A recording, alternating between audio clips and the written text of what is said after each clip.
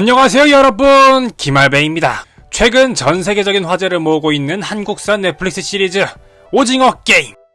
그 덕분에 이미 다른 유튜버들이 줄거리 요약이며 결말 해석이며 빨아먹을 단물 다 빨아당겨가지고 늦은 감이 없진 않지만 알고리즘 막차도 탈 수 있게 바라는 세속적인 마인드로 이번 영상을 제작해봤습니다. 오늘의 리뷰! 오징어 게임 떡밥 넷피셜 분석입니다. 그럼 바로 들어가 보도록 하죠. 넷플릭스 들려주는 김알배. 오징어 게임 속 캐릭터들은 크게 세 가지로 구분할 수 있었죠. 게임에 참가하는 참가자, 그들을 관리하는 관리자, 그리고 그 게임을 관전하는 VIP가 바로 그것입니다. 흡사 콜로세움의 투기장을 연상케 하는 이 피라미드 구조 속에서 출신을 짐작이라도 할 수 있던 나머지 계급과 달리 유독 미스터리로 남아있는 계급이 하나 있죠. 누구냐 너? 바로 이 게임의 관리자들인데요.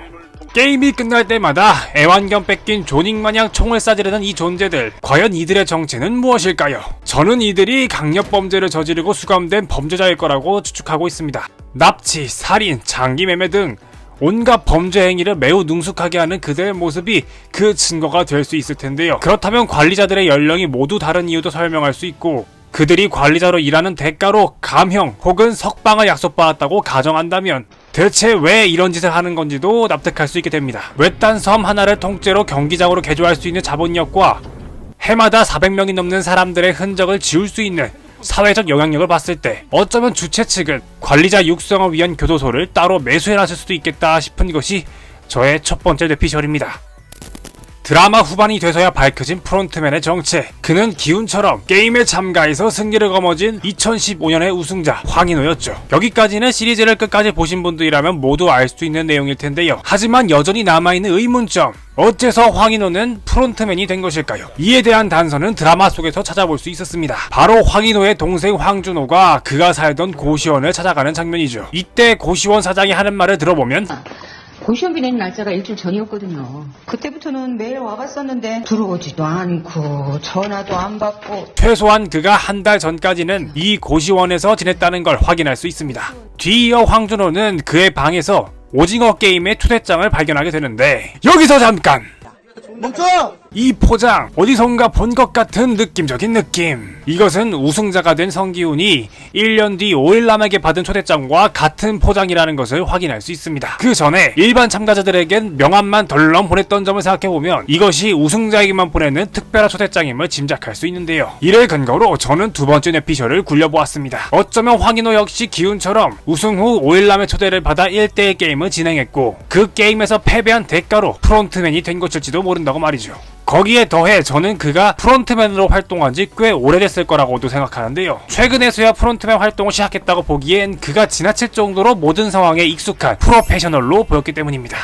그러니 황인호 역시 우승 후 1년이 지난 시점에서 오일남의 초대장을 받았고 그와의 게임에서 패배한 후부터 계속 이 게임의 프론트맨을 맡아왔다는 것이 저의 두 번째 뇌피셜입니다. 그렇다면 여기서 또 다른 의문이 발생하게 됩니다. 황인호가 프론트맨이 된 지 한참이라면 그는 왜 아직까지 고시원 생활을 하고 있는 것일까? 그 이유는 두 가지를 생각해 볼 수 있을 텐데요. 첫 번째는 그 고시원 생활 자체가 위장이라는 것, 두 번째는 그가 고시원 생활을 스스로 고집했다는 것입니다. 저는 개인적으로 두 번째에 더 무게를 실어주고 싶은데요. 첫 번째라고 보기엔 황인호의 고시원 방에서 죽은 지 얼마 안 된 금붕어 같은 생활 흔적을 발견할 수 있었기 때문입니다. 그렇다면 그가 고시원에서 살았던 이유는 무엇일까? 형이 왜? 여기서 저는 지금까지 중 가장 큰 뇌피셜을 던져보려 합니다. 어쩌면 황인호는 내부 고발자일지도 모른다 라는 것이죠. 오일남의 특별 초대장을 받은 황인호와 성기훈의 공통점은 무엇일까요?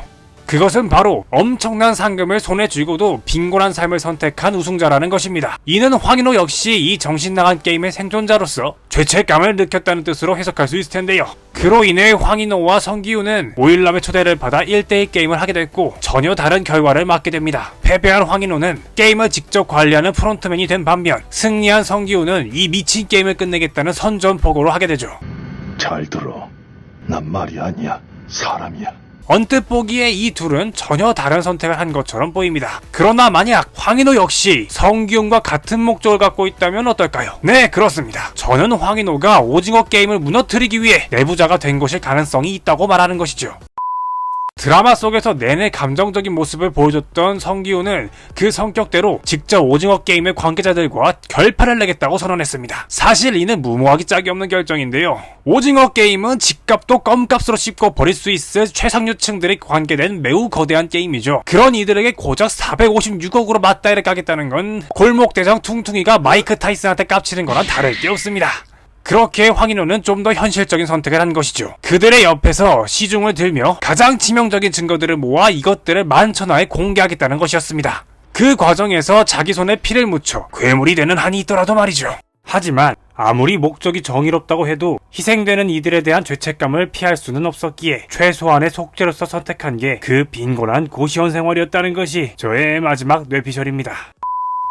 조만간 오징어 게임 시즌2가 공개되고 이 영상이 성지가 될 수 있기를 기대하며 이상 리뷰 끝! 구독, 좋아요 눌러주면 감사!